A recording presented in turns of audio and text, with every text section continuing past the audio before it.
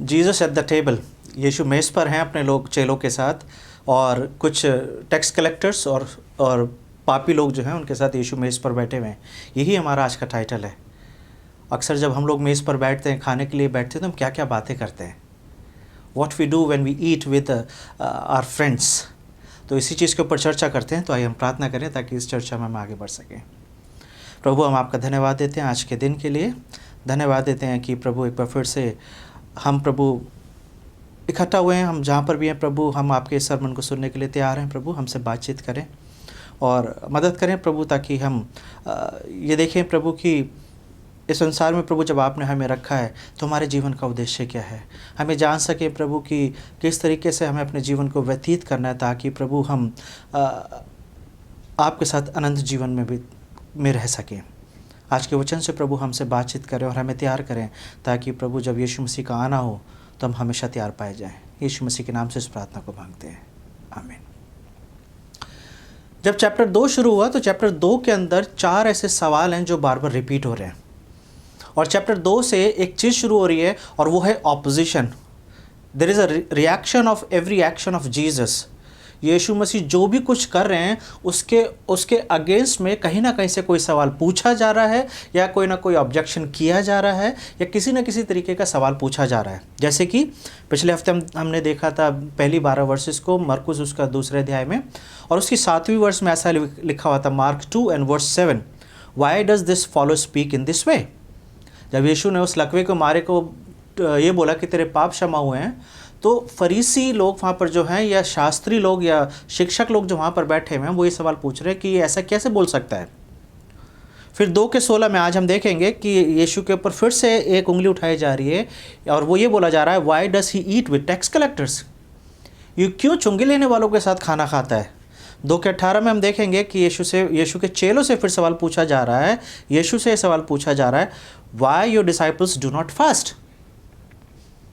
क्योंकि फरीसियों के और यूहन्ना बपतिस्मा देने वालों के चेले तो उपवास करते हैं, लेकिन तेरे चेले उपवास क्यों नहीं करते। लोग आके सवाल पूछ रहे हैं। और फिर 2:24 में फिर से एक सवाल पूछा जा रहा है, why disciples doing what is not lawful on the Sabbath. सबत के दिन जो करना उचित नहीं है वो तेरे चेले क्यों कर रहे हैं, क्योंकि वो खेत में से जा रहे हैं और बालियां तोड़ के खा रहे हैं।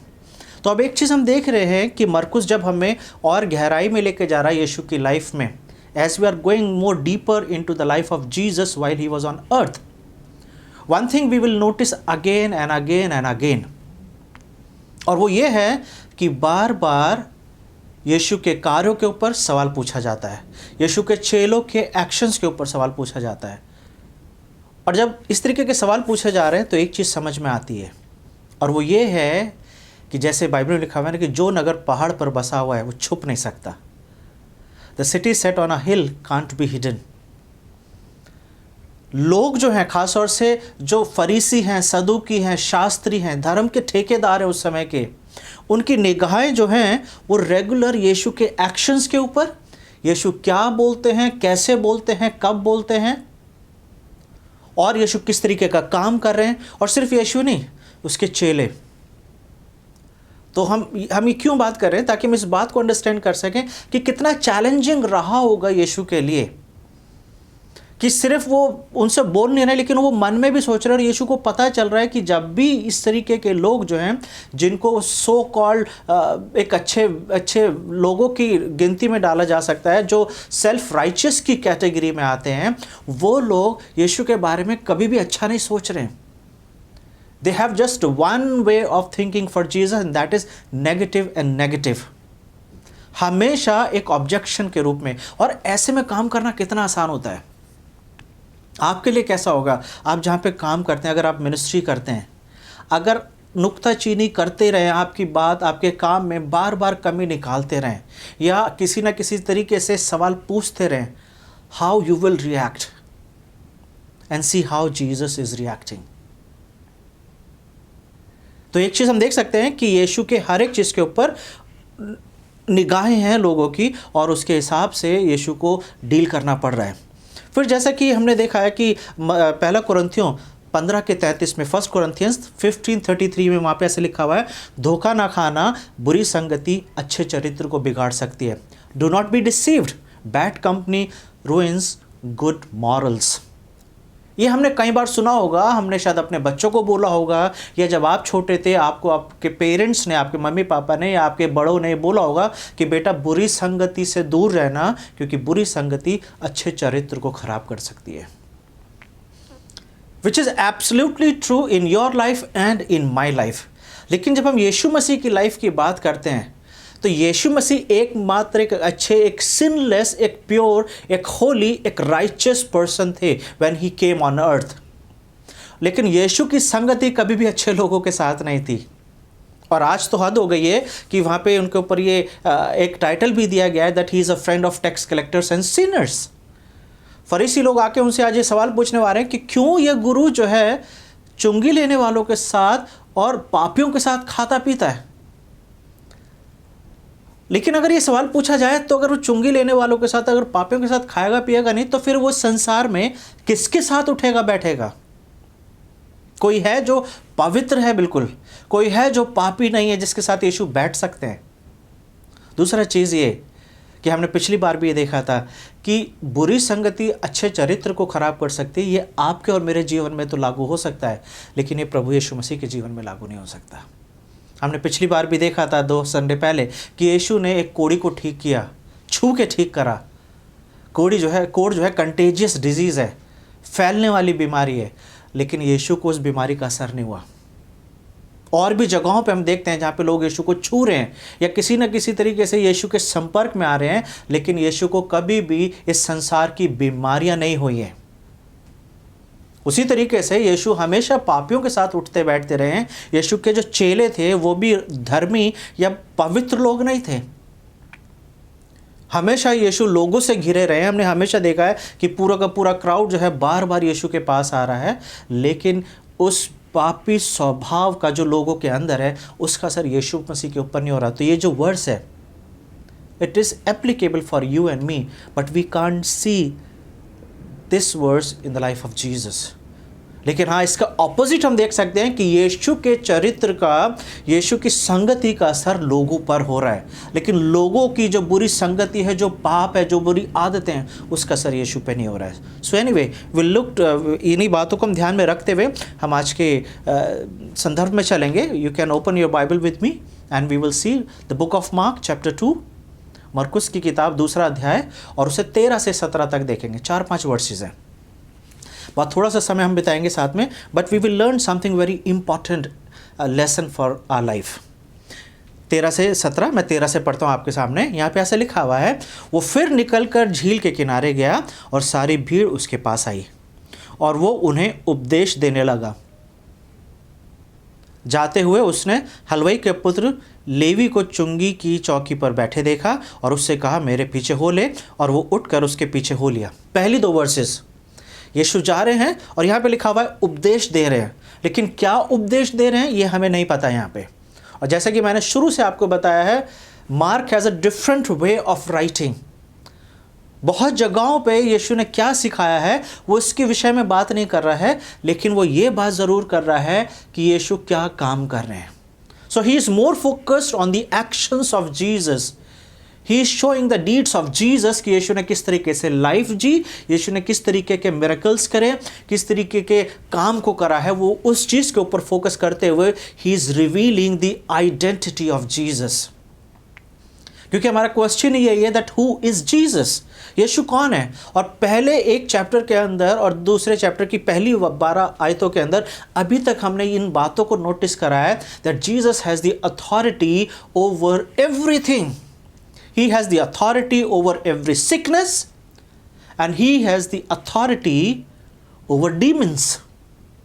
दुष्ट आत्माओं के ऊपर उसका अधिकार है और हर तरीके की बीमारी का उसको ठीक करने का उसके ऊपर अधिकार है। और साथ ही साथ पिछले हफ्ते हमने देखा he has authority even to forgive the sins of people. लोगों के पाप क्षमा करने का भी अधिकार उसके पास है। लेकिन आज एक नई चीज़ को हम देख रहे हैं, जहाँ पर हम इस चीज़ को देख रहे हैं कि फिर से वही सवाल के आंसर को मरकुस जो है देने जा रहा है, और सवाल यही है दैट हु इज़ जीसस।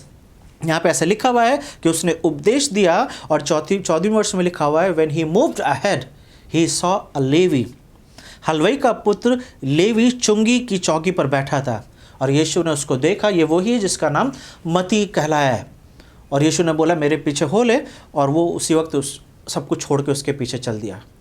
एक सरप्राइजिंग सी चीज़ें हैं, कुछ मिसिंग एलिमेंट्स हैं जिसको शायद हो सकता है जब हम स्वर्ग जाएंगे तब हम पूछेंगे, क्योंकि किसी भी ऑथर ने इस चीज़ को उतनी गंभीरता के साथ या उतना डिटेल्ड इन्फॉर्मेशन नहीं दिया है कि लेवी से बोला कि मेरे पीछे हो ले, और वो उठ के चल दिया यीशु के पीछे। ये टैक्स कलेक्टर है, और टैक्स कलेक्टर मतलब क्या है कि जहाँ पर वो बैठा हुआ है वो पैसा कलेक्ट कर रहा है, तो यानी कि उसके पास पैसा भी होगा, उसका अपना एक बूथ है, अपनी एक चौकी है जहाँ पर वो बैठा हुआ है। तो अगर वो वहाँ से हट जाता है तो उसकी जगह किसी को तो आना होगा, ताकि वो जो वहाँ से जो लोग आ रहे जा रहे हैं वो टैक्स का जो काम है वो रेगुलर चलता रहे। But we can see that he left everything and he followed Jesus. पैसों के भंडार पे वो बैठा हुआ है। He has a financial security in his life and he has a bright future. अगर संसार के तरीके से देखा जाए तो एक अच्छा फ्यूचर है उसका, क्योंकि अच्छा फ्यूचर आपके और मेरे संदर्भ में आज के समय में जब हम बात करते हैं, किसे ब्राइट फ्यूचर बोला जाता है? जिसके पास पैसा है। आज के समय में अच्छी सेहत और पैसा, ये दो चीज़ें जो हैं ये किसी भी इंसान को एक अच्छी, एक प्रॉस्पेरस लाइफ देती है, और ये दोनों चीज़ इसके पास है। He has a good position, tax collector है। लोग नफरत करते हैं या लोग उसको क्या बोलते हैं, ये कोई मैटर नहीं करता। हम जिस संसार में रहते हैं बहुत सारे करोड़पति हैं जिसके ऊपर बहुत सारी उंगलियां भी उठाई जाती है, मीडिया भी कई बार बहुत कुछ बोलता है, लेकिन उन्हें थोड़ा ना फ़र्क पड़ता है। They are enjoying their life because they have money. और इसके पास भी ये बिल्कुल उसी सिचुएशन में आता है। बट एक चीज़ देख रहे हैं कि लेवी ने एकदम से सब कुछ छोड़ा और यीशु के पीछे चल दिया। और जैसे मैंने अभी आपको बताया कि ये वही है जिसका नाम मती कहलाया। हमें नहीं पता, बाइबल में कहीं मुझे ऐसा नहीं मिला अभी तक कि लेवी मती कैसे कहलाया।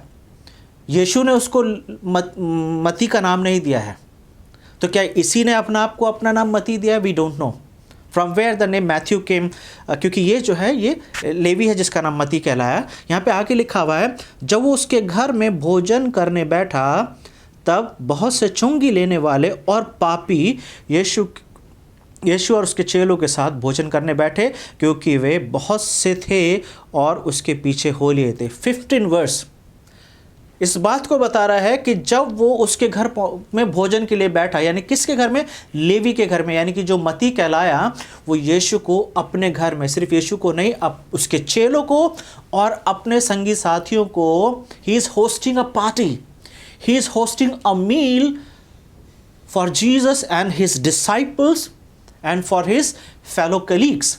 अपने साथ काम करने वालों को वो एक साथ बैठ के हम भोजन करते हुए देख रहे हैं। यहाँ पे स्टार्टिंग में जो आपने एक पिक्चर देखी है जहाँ पे टाइटल आपने देखा है, वहाँ पे भी आपने देखा है कि बहुत सारे लोग बैठे हुए हैं। तो ये मिक्स क्राउड है, यीशु के चेले हैं और मती के साथ, लेवी के साथ उसके वो लोग हैं जो चुंगी लेने का काम करते हैं। अब थोड़ा सा यहाँ पे देखना होगा, यहाँ पे एक चीज़ आई है जो हमारा ध्यान लेती है, वो है कि चुंगी लेने वाले और पापी। क्या चुंगी लेने वाले पापी नहीं होते हैं? इसको दो अलग कैटेगरी में रखा गया, और बाइबल में जहाँ भी हम पढ़ते हैं वहाँ पे इसको इसी तरीके से लिखा गया है, sinners and tax collectors and prostitutes. Tax collectors और इस तरीके से चुंगी लेने वाले और उसके साथ दूसरे लोगों की तुलना की गई है। तो पहले हमें एक चीज़ समझना होगा कि चुंगी लेने वालों को जो बाइबल के जो लेखक हैं वो क्यों अलग कैटेगरी में रख रहे हैं। What was the mindset of the people, लोग क्यों ऐसी बातें करते थे। Who were the tax collectors? तो पहली चीज़ हमें समझना होगा कि ये चुंगी लेने वाले जो होते थे ये यहूदी ही होते थे। ये यहूदी लोग होते थे जो रोम की तरफ से इनको टैक्स कलेक्शन का जॉब दिया जाता था। इनको जॉब मिलती थी कि इन्हें टैक्स कलेक्ट करना है, इनको तनख्वाहें नहीं मिलती थी। इनको सिर्फ ठेका दे दिया जाता था, एक पॉइंट का, एक पोजीशन दे दी जाती थी, एक सेक्शन दे दिया जाता था जहाँ पे इनका काम ये है कि इन्हें चुंगी लेनी है और इतना लेना है ताकि ये रोम को भी पैसा दें और अपने लिए भी रख सकें। तो ये हमेशा जो ठहराया जाता था या जो निर्धारित टैक्स था ये हमेशा उससे ज़्यादा लेते थे ताकि इनकी इनकम होती रहे, क्योंकि इन्हें सैलरी नहीं मिलती थी। और प्लस जो एक्चुअल मनी है, जो जो जो रेट रोम ने सेट करा उनके लिए, वो पैसा रोम को देते रहे। तो दो चीज़ें हैं, यहूदी हैं और जो एक्चुअल टैक्स है उससे ज़्यादा ही लेते थे। इसीलिए यहूदी समाज में इनको रिस्पेक्टफुली नहीं देखा जाता था। दे वर हेटेड। यहूदियों के द्वारा ही यहूदी लोग जो है इनसे नफरत करते थे। क्यों? क्योंकि ये अपने ही लोगों से चुंगी लेते थे, यानी कि खुद यहूदी होते हुए दूसरी यहूदियों से चुंगी लेना, और वो भी ज़्यादा लेना और रोम को देना। तो एक तरीके से ऐसा लगता था that they were the people of Rome, they were supporters of Rome. तो instead of they are fighting with their fellow Jewish, ताकि उन्हें स्वतंत्रता मिल सके, क्योंकि जिस वक्त ये घटना घट रही है, जिस वक्त यीशु पृथ्वी पर है, उस वक्त यहूदी जो है रोम की गुलाम में, रोम की गुलामी में। तो ये जो चुंगी लेने वाले, बजाय इसके कि अपने साथियों के साथ मिलकर आंदोलन छेड़ें, गुलामी से मुक्त होने की बात करें, वो रोम के लिए ही काम करते थे। So they were very hated, even they were called the traitors. उन्हें गद्दार माना जाता था यहूदी समाज में। क्यों? क्योंकि वो रोम के लिए काम करते थे और उनको कभी भी एक अच्छी निगाह से नहीं देखा जाता था। दे वर ऑलवेज लुक्ड डाउन। इसलिए आपको याद होगा ज़कई की स्टोरी, कि जब यीशु ज़कई के घर गया तो वहाँ पे भी लोग यही बातें कर रहे हैं, ये कैसे इस पापी के घर जा सकता है। So we can see the reputation of Zacchaeus, कि लोग उसे प्यार नहीं करते हैं, उससे नफरत करते हैं। और यहाँ पर ऐसा लिखा हुआ है कि वो अपने दूसरे संगी साथियों के साथ, तो फिर कौन होंगे ये संगी साथी? डेफिनेटली कॉमन पीपल नहीं है, ये वो लोग हैं जो चुंगी लेने वाले ही हैं। और पापी कौन होंगे? पापी उनको बोला जाता है यहूदी समाज के हिसाब से जो लोग मूसा की व्यवस्था को नहीं मानते थे और फरीसियों के द्वारा बनाए गए नियमों को नहीं मानते थे। आपको इस चीज़ को अंडरस्टैंड करना है कि जब यीशु पृथ्वी पर आए, उस वक्त यहूदी समाज जो है वो व्यवस्था के अधीन था, यानी कि मूसा को जो व्यवस्था दी गई थी। और मैंने पिछली बार भी अपने सरमन में आपको बताया था कि टोटल व्यवस्था में कितने नियम दिए गए हैं, कितने कितने नियम कानून परमेश्वर ने मूसा के द्वारा यहूदी समाज को दिए हैं। Any gas? 613 नियम हैं वो सारे जो परमेश्वर ने मूसा के द्वारा यहूदी समाज को दिए हैं। तो ये 613 नियम कानून जिसको मानना ज़रूरी है, इसके साथ साथ फरीसियों ने अपने भी नियम कानून बनाए गए थे। They have their own laws, और इसलिए लोगों को वो मानना भी ज़रूरी था। तो जब लोग इन बातों को नहीं मानते थे तो उन्हें पापी ठहराया जाता था और चुंगी लेने वालों से तो नफरत की जाती थी। So we can understand that these two kind of a people, they are sitting with Jesus on a table. और जैसे हमारा टाइटल ये है that Jesus on the maze, Jesus on the table, or maybe we can say the God on the table. यीशु सर्वशक्तिमान परमेश्वर, राजाओं का राजा, the Prince of Peace, the Creator of this world, is sitting with the tax collectors and sinners. पापियों के साथ बैठ के वो खाना खा रहा है। और जब हम टेबल पे बैठते हैं तो अक्सर क्या क्या बातें करते हैं? हम भी जब अपने घर में खाना खाते हैं टेबल पे बैठ के, तो मेरे 2 बेटे हैं, और अगर घर में और भी गेस्ट हैं, मम्मी है, वाइफ है और मैं हूँ और मेरे 2 बेटे हैं, तो हम लोग चुपचाप खाना नहीं खा रहे होते। कई बार बच्चे जो है अपने क्लास की बातें बता रहे होते हैं और मेरी वाइफ जो है वो अपने कोई ना कोई बात बता रही होती है, और हम लोग basically we talk and we eat. और कई बार हम अपने काम की बात कर रहे होते हैं, कई बार हम मस्ती कर रहे होते हैं, कई बार हम जो खा रहे हैं उसी की बात कर रहे होते हैं। Sometime we discuss about somebody else. So we don't eat just a meal, but we share our thoughts, our ideas. और यीशु जब खाना खा रहे हैं, सिर्फ खाना नहीं खा रहे होंगे ना मुंह बंद करके। ये चुंगी लेने वाले, ये पापी लोग यीशु के साथ बैठ के बातचीत कर रहे हैं और कुछ ना कुछ चल रहा है कॉन्वर्सेशन। और ये एक ऐसा सेक्शन है जिसके बारे में मत्ती ने भी लिखा है, लूका ने भी लिखा हुआ है। मत्ती 9 में और लूका 5 में ये सेम चीज़ इसके बारे में हम देख सकते हैं, जहाँ पे इन बातों को लिखा जा रहा है। लेकिन चुंगी लेने वाले और पापी लोगों को जब यीशु बैठे हुए हैं तो फरीसी लोगों को क्यों अच्छा नहीं लग रहा है? क्योंकि यहाँ पे लिखा हुआ है 16वें वर्ष में, शास्त्रियों और फरीसियों ने यह देखकर कि वो तो पापियों और चुंगी लेने वालों के साथ भोजन कर रहा है, उसके चेलों से कहा, वो तो चुंगी लेने वालों और पापियों के साथ खाना खाता पीता है। उसके चेलों से बात कर रहे हैं कि तुम्हारा गुरु जो है ये इनके साथ क्यों उठता बैठता है, वाई, क्यों ये उनके साथ उठता बैठता है? और यीशु ने बड़े अच्छे से जवाब दिया 17वें वर्ष में। यीशु ने यह सुनकर उनसे कहा, तो यीशु से नहीं पूछा है, लेकिन यीशु ने सुन लिया है, he heard it and then he replied कि जो बीमार हैं उन्हीं को डॉक्टर की ज़रूरत होती है, धर्मियों के लिए नहीं, परंतु पापियों को मैं बचाने के लिए आया हूँ। लेकिन एक सवाल पूछना है अपने आप से कि why they were asking this question from Jesus, for Jesus. क्या इसलिए पूछ रहे हैं बिकॉज दे लव जीसस? फरीसी यीशु से प्यार करते थे और वो नहीं देख पा रहे हैं कि जिससे वो प्यार करते हैं वो गलत संगति में बैठ रहे हैं? क्या ये रीज़न हो सकता है? सर्टनली नॉट, ये तो नहीं हो सकता। Because they cared for Jesus, उन्हें यीशु की परवाह थी इसलिए पूछ रहे? सर्टनली नॉट, ये भी नहीं हो सकता है। Because they saw Jesus like them, क्या फरीसियों को ऐसा लगता है कि यीशु उनकी तरह है, बहुत धर्मी, बहुत अच्छा व्यक्ति है, मतलब पवित्र है, धर्मी है, जैसा वो अपने आप के बारे में सोचते हैं? बिल्कुल भी नहीं है, certainly not. Fourth point, because Jesus was good and he needs a good company, क्या उन्हें ऐसा लगता है कि यीशु एक अच्छा व्यक्ति है और इसको अच्छे लोगों के साथ ही उठना बैठना चाहिए? आपको लगता है कि ये पॉइंट होगा? ये भी नहीं हो सकता है। और क्या क्या क्या रीज़न रहा होगा कि वो लोग यीशु के बारे में सोच रहे हैं? यहाँ पर एक तरीके की जेलसी दिखाई दे रही है। उन्हें इस बात से प्रॉब्लम नहीं है कि यीशु उनके साथ, पापियों के साथ और चुंगी लेने के वालों के साथ क्यों खाना पीना खा रहा है, लेकिन उनको प्रॉब्लम यह है कि Jesus is not responding to them. Jesus उनको वो इंपॉर्टेंस नहीं दे रहे हैं जो उन्हें लगता है कि उन्हें मिलनी चाहिए, क्योंकि जिस समाज में यीशु हैं उस समाज में they are the righteous, they are the self righteous. वो अपनी नज़र में धर्मी हैं, वो अपनी नज़र में पवित्र हैं।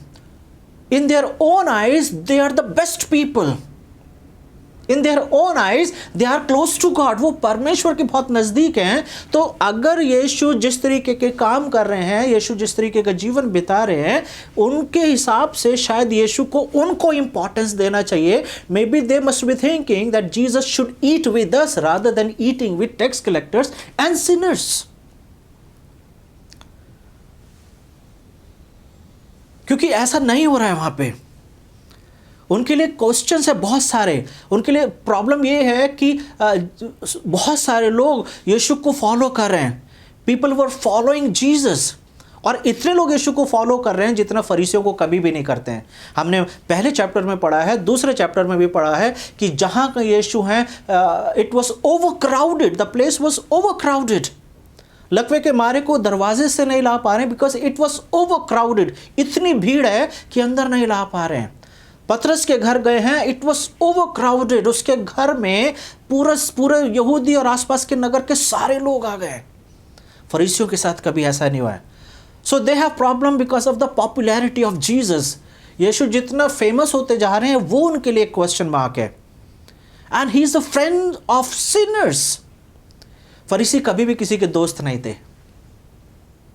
दे never had a friendship with the local people. उन्होंने फरीसी समाज के को छोड़ के बाकी दूसरों को हमेशा इंफीरियर ही देखा है। And they always look themselves as a superior. उन्होंने हमेशा अपने आप को बहुत अच्छा देखा है और दूसरे लोगों को हमेशा उन्होंने नीचा ही देखा है। दे never had a friendship with the local people, with the common man.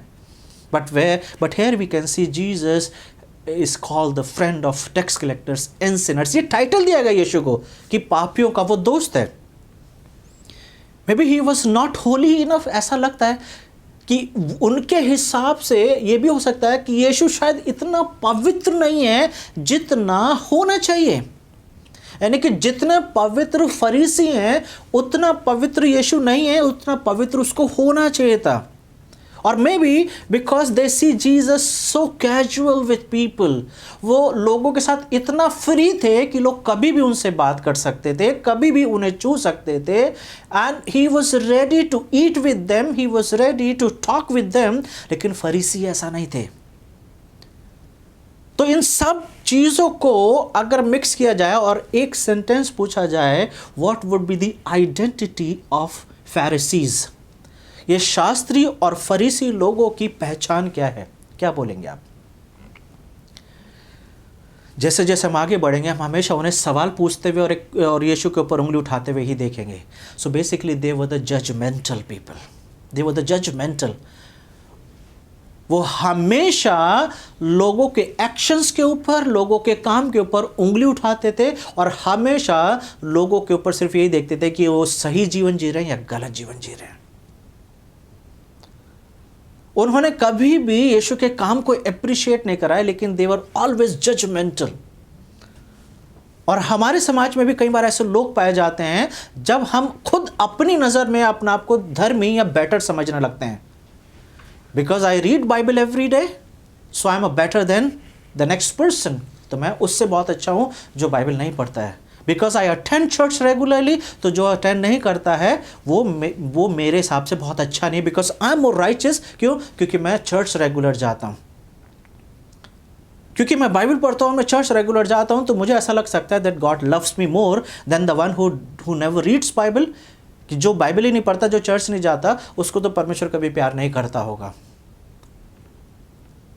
लेकिन क्या इस तरीके की बातें हम बाइबल में पढ़ते हैं क्या?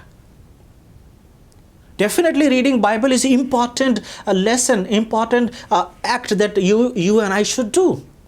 प्रार्थना का जीवन, बाइबल पढ़ने का जीवन, चर्च जाने का जीवन, ये एक स्पिरिचुअल डिसिप्लिन है जो हम में से हर एक के जीवन में होना ज़रूरी है। लेकिन जब ऐसे करने वाले लोग दूसरे लोगों को जब ये देखते हैं जो इस तरीके का काम नहीं कर रहे हैं, अगर आपके अंदर कहीं ना कहीं ये विचार आ रहा है, I am better than this person, मैं इस व्यक्ति से अच्छा हूं क्योंकि ना तो ये बाइबल पढ़ता है, ना ये प्रार्थना करता है, ना ये चर्च जाता है, सो आई एम बेटर। जब आपके अंदर कभी भी इस तरीके के बातें आने लगती है, so basically you are entering into the self righteousness. ऐसे सोचने वाले धीरे धीरे अपने आप की नज़र में ही धर्मी बन रहे होते हैं। एक धर्मी की पहचान ये है that he has to be humble. क्योंकि मैं बहुत बाइबल पढ़ता हूं, क्योंकि मैं प्रार्थना करता हूं, क्योंकि मैं चर्च जाता हूं, that doesn't mean that God will love me. क्योंकि परमेश्वर दिल को देखते हैं। परमेश्वर looks the heart, not the actions. हम बार बार इस चीज को देखते हैं कि God looks the inner person. परमेश्वर अंदरूनी जो चरित्र है, जो मेरा एक्चुअल कैरेक्टर है, परमेश्वर उस चीज को देखते हैं। Definitely Bible reading is a important part of every person, every Christian जो अपने आप को विश्वासी बोलता है, उसको बाइबल पढ़ना ज़रूरी है। अगर आप ऐसे हैं, नहीं पढ़ते हैं, then it's a big question on you. अगर आप प्रार्थना का जीवन नहीं है आपका, then you have a big question for yourself. But no, don't ever think about self righteousness जैसे फरीसी लोग करा करते थे। तो एक चीज़ तय है, इतनी बातें करने के बाद हमें इस बात को तो सीखना है कि हमें सेल्फ राइचियसनेस यानी कि अपनी ही नज़र में धर्मी जब हो रहे होते हैं, इस चीज़ से हमें बचने की ज़रूरत है। So what we can learn from this section 13 से 17 वर्सेस में से हम क्या चीज़ सीखें? पहली चीज़ जो मुझे ऐसा लगता है जो हमें सीखना चाहिए वो ये है कि यीशु जो हैं उन लोगों के साथ बैठ रहे हैं, उन लोगों के साथ खा पी रहे हैं जो धर्मी हैं। मत्ती के लिए जीवन से हमें चीज़ सीख सकते हैं कि मत्ती ने यीशु की बुलाहट को अपने जीवन में महसूस करा, यीशु के एक्सेप्टेंस को अपने जीवन में महसूस करा। यीशु ने जब उससे बुलाया, so basically Jesus accepted him as a close companion, एक अपना साथी, एक अपना चेला बनाया। तो ये उसके लिए एक बहुत बड़े आदर की बात थी, क्योंकि चुंगी लेने वालों के लिए कभी भी प्रेम नहीं था। जब यीशु जक्कई के घर गए थे तो वहाँ पे भी लोगों को ये हैरानी थी कि यीशु जो है उसके पास क्यों जा रहा है। और बाइबल में बार बार इस बात को देखा गया है जहाँ पे चुंगी लेने वालों का एग्जाम्पल दिया जा रहा है। जैसे कि यीशु ने बोला कि एक दूसरे से प्रेम करो, अपने दुश्मनों से प्रेम करो, और वहाँ पर एग्जाम्पल दिया जा रहा है कि अपनों से प्रेम तो चुंगी लेने वाले भी करते हैं। मत्ती 5:46 में लिखा हुआ है, वहाँ पे लिखा हुआ है, are not even the tax collectors doing that? If you love those who love you, what reward will you get? तो यानी कि चुंगी लेने वालों को एग्जाम्पल दिया जा रहा है कि चुंगी लेने वाले भी तो ऐसा करते हैं। लेकिन एक चीज़ और है कि यीशु वहाँ पे लूका 15 में ऐसा लिखा हुआ है कि जब इस चीज़ की बात की जा रही है चुंगी लेने वालों की, तो वहाँ पर यीशु के ये शब्द हैं। और लूका इस बात को लिख रहा है कि यीशु के पास चुंगी लेने वाले और पापी लोग ज़्यादा से ज़्यादा यीशु की तरफ खींचे चले जा रहे थे। क्यों? क्योंकि ये वो लोग थे, they felt acceptance from the God, acceptance from the one who is not the ordinary person. एक ऐसा व्यक्ति है जो चमत्कार करता है, एक ऐसा व्यक्ति है जिसके पीछे बहुत सारे लोग चल रहे हैं, और एक ऐसा व्यक्ति है जो चुंगी लेने वालों को भी एक्सेप्ट कर रहा है। और जब मत्ती ने इस चीज़ को एक्सपीरियंस करा, तो पहली चीज़ जो आप और मैं सीख सकते हैं, उसने अपने दोस्तों को, उसने दूसरे चुंगी लेने वाले जो उसके साथी हैं, जिनके बीच में वो उठता बैठता है, उन्हें बुलाया ताकि वो इस बात को देखें कि जो अनुग्रह मत्ती को मिला है वही अनुग्रह इन लोगों को मिल सके। We can see the extended grace। यीशु ने मत्ती को बुलाया और मत्ती अपने दोस्तों को लेकर आ रहा है, अपने साथियों को लेकर आ रहा है, ताकि वो यीशु के साथ समय स्पेंड कर सकें, ताकि उनके जीवन में बदलाव आ सके।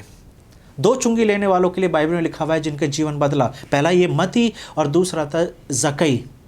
दोनों चुंगी लेने वाले हैं, और जब दोनों का जीवन बदला तो दोनों ने एक रिएक्शन, एक ऐसा एक्शन लिया जो देखने को मिलता है। मत्ती अपने दोस्तों को बुला रहा है ताकि वो यीशु के नज़दीक आ सके।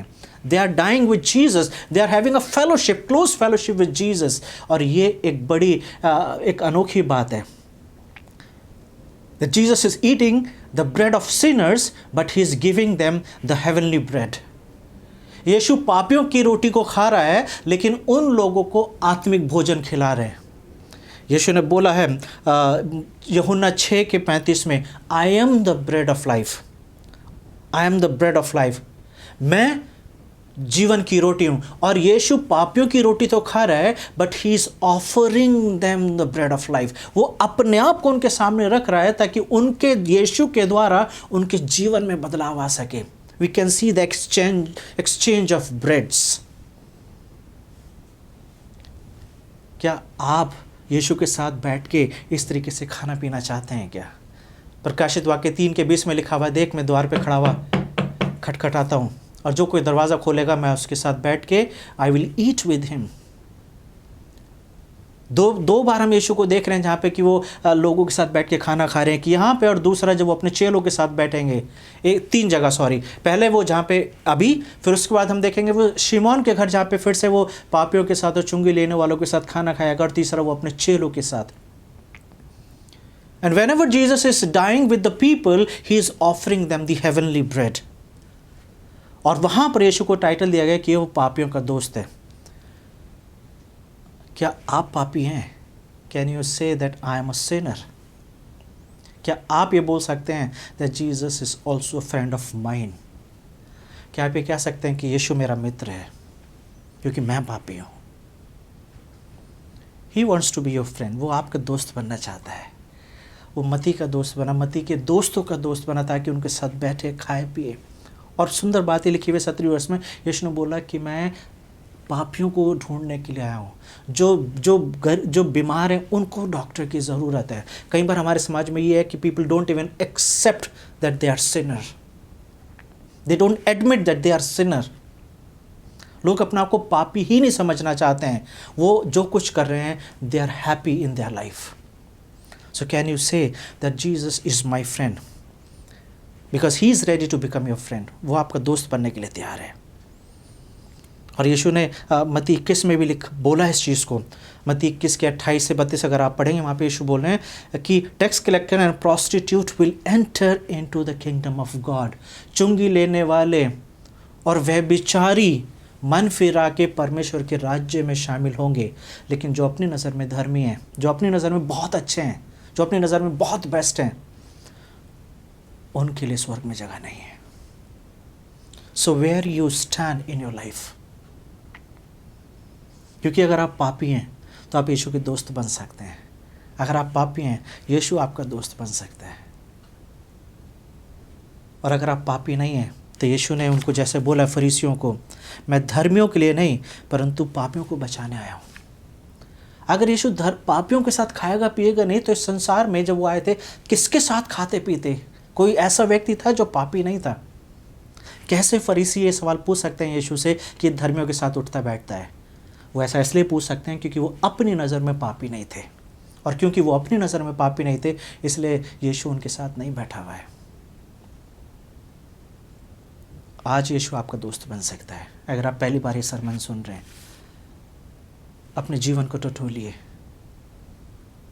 आपने उन पापों को, उन गलतियों को करा है जो परमेश्वर चाहते हैं और आप नहीं कर रहे हैं। और जब हम अपने आप को पापी मान लेते हैं, God become my friend, God becomes my saviour. वो मेरा उद्धारकर्ता बन जाता है, मेरे पापों को क्षमा करने के लिए आ जाता है, मेरे को अपने साथ उठा लेता है ताकि मैं उसका कहलाऊं। मती के द्वारा यीशु का अनुग्रह उसके दोस्तों के पास जा रहा है। आप भी अगर यीशु के पास आए हैं, पिछली बार भी यही चीज़ निकल कर आई थी, एक बार फिर से ये चीज़ बार बार आ रही है कि अगर आपके जीवन में अनुग्रह आया है, ये आपकी जिम्मेदारी है कि वो अनुग्रह आपके द्वारा आपके परिवार के पास, आपके मित्रों के पास, आपके प्रियजनों के पास पहुंचना चाहिए। अगर यीशु का अनुग्रह आपके द्वारा आपके परिवार में नहीं जा रहा है, अगर यीशु का अनुग्रह आपके द्वारा आपके फ्रेंड्स के पास नहीं जा रहा है, तो कहीं ना कहीं you come in the category of self righteousness, क्योंकि आपने तो अनुग्रह को प्राप्त कर लिया है, but you are not passing the grace to others. ध्यान रखिए, एक दिन आएगा कि हमें परमेश्वर के सामने खड़ा होना है, and we have to give account of our life. What you will say जब यीशु बोलेंगे कि मैंने तुम्हें अनुग्रह दिया, व्हाट डिड यू डू? क्योंकि बाइबल में ऐसी स्टोरी है कि जिसने अनुग्रह तो मिला लेकिन उसने दूसरे के ऊपर अनुग्रह नहीं करा, और ऐसे व्यक्ति को उस नरक की आग में डाल दिया गया जहाँ पे उसे दोबारा क्षमा नहीं मिली। तो मेरी यही प्रार्थना है कि जब हम इस तरीके के विचारों को देखते हैं, इस तरीके की बातों को सीखते हैं, तो हमारे जीवन में एक एप्लीकेशन ज़रूर होना है। वो यही है that I can be friend of Jesus. English में गाना भी है ना, what a friend we have in Jesus. यीशु कैसा दोस्त प्यारा जो मुझे हर तरीके से मेरे साथ रहने के लिए तैयार है। अभी मेरे साथ प्रार्थना करिए और यीशु अभी इसी वक्त आपके दोस्त बन सकते हैं। Close your eyes and just pray with me. मेरे साथ साथ आप प्रार्थना कर सकते हैं।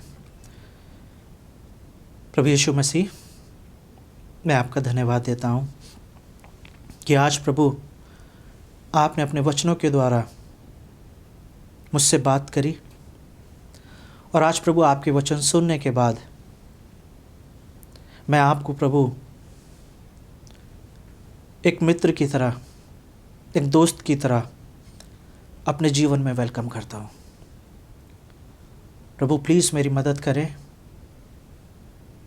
ताकि मैं एक अच्छा दोस्त साबित हो सकूं, ताकि जब आपका अनुग्रह मुझे मिले तो मती की तरह मैं आपका अनुग्रह अपनी फैमिली को, अपने दोस्तों को और अपने उन सभी लोगों को जिनको मैं जानता हूँ आपका अनुग्रह पहुँचा सकूँ, ताकि वो भी मेरे द्वारा आपको पहचान सकें।